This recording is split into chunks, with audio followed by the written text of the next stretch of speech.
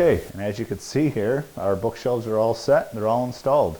I just want to kind of run down the whole process here of how it took place. I know in the video sequence, you guys didn't actually get to see me install the cabinets themselves, and the reason why that is that getting them here and getting them in the house in place and everything, it was a lot of commotion and a lot of moving around, so it would have been very hard to film. So I do apologize that you couldn't actually see them getting physically installed, but just for the sheer size of the units themselves, it would have just been a very difficult shot to shoot with the camera. So so here we are though. The face frames, you know, obviously they got put on. I think it was the last video you saw me putting in the beaded flutes here for the columns, and then that's kind of where it left off. And then after that, the next step that I did was basically I painted both units and all parts that were on them, and brought them to the job site here and installed them. I did put the face frames on at site. You know, I just felt that it was easier due to both painting and actually transporting them here. So what I ended up doing was I ended up standing both units in place with the face frames on them, but I put the face frames on them here because I just felt that that was a lot easier to do. I'll bring the camera in to get some better shots here, but you know, this is pretty much it. I mean, you know, this is how, you know, it came up to the fireplace, and you know, and it just gives it that complete built-in look that we were going for. Like I was saying before, how we wrapped the crown molding around the cabinets, so it kind of ties it in with the rest of the room, and just, you know, and how we brought it up to the top of the fireplace. Just little details that, you know, sometimes when you're designing these type of things, you know, you can't see every detail. One thing in particular that both me and the homeowner liked and kind of pointed out was that the shelf on this side and the shelf on this side actually are just about the same height as the top of their fireplace. So when they put their TV here, they are going to use, I believe it's that shelf over there, to put all their components on. So instead of having like the components way down here or something, it worked out to where the shelf was pretty much right in line with the top of their fireplace, so that worked out nicely.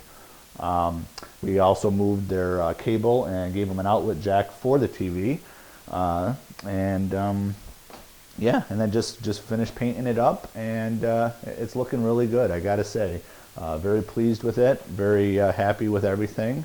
But like I said, I'll bring the camera in for a closer shot, and I'll let you be able to see a little bit more of the details. Here's a real nice shot of the bead coming up to the fireplace. As you can see at the edge of the crown there, how it just came short of that first inlay of the beading there. Again, not something that was planned, and it just so happened that once I got them here and got them installed, the crown molding ended up working out to be just right, coming up to that bead. And the one thing that I pointed out too, I think it was in the first video, was that you could see the fluted column on the fireplace, and that's what I was going for with those other flutes that are actually on the cabinets themselves, is that, you know, I was trying to tie the cabinets into the actual fireplace itself. So I think it just gives it a nice complement and a nice look to both the fireplace and the cabinets themselves. Here again, now these are the shelves, and if you could see, I know it's a little hard because of just all the white that's being shown here, but if you can see that the front of the shelf itself has also a 3 beaded look to it. Again, I was able to find a router bit that was able to produce that bead, and you know, so I just attached them to the front of the shelf. That way it also gave the actual front of the shelf itself a little bit more of a hardwood that might be able to take a little bit more beating if need be. But what I did is that instead of just putting a flat piece of stock there, I was able to take that router bit and put the 3 beaded look on that as well, to again tie it into the rest of the unit. This was another detail down here to where the heater itself actually went all the way to the wall that the cabinet is sitting up against. And when we had first talked, me and the homeowner, about how we were going to accomplish this task here, because they really didn't want to get into spending the money of having a plumber come and moving the heat.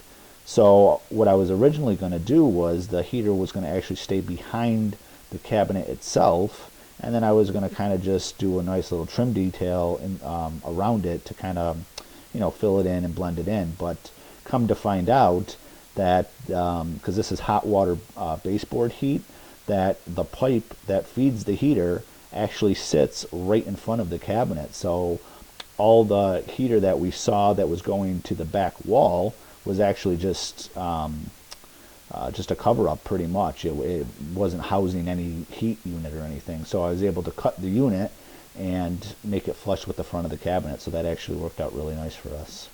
And on this part up here, as you can see on top of the actual fireplace mantle, you see those little pieces of trim that are kind of going all the way around the mantle part. And the reason for that is, well, number one, I do like the look that it gives, that whole area right there. It kind of, in a sense, just dresses it up a little bit more. But the main reason that they got put on was that when installing the cabinets, being that the fireplace was here originally, I kind of had to go by how the fireplace was set. So when installing the cabinets, I had to just, kind of bring the cabinets up to it, which then left a little bit of a gap from the top of the fireplace to the side of the cabinets. And it also, before I even came here, the fireplace itself, that it was sitting up against that back wall there, it also had a gap from the top to the back wall. So I thought what was a nice little thing to do was just to use this molding right here. It's a nice little decorative molding, really, and it covers up all the gaps and everything like that, and also dresses up the top. So I thought it was a double function in a sense, to where it does two things instead of just the one. And then I also put a piece of trim going up the side of the cabinet as well, all the way up till it hits the crown there.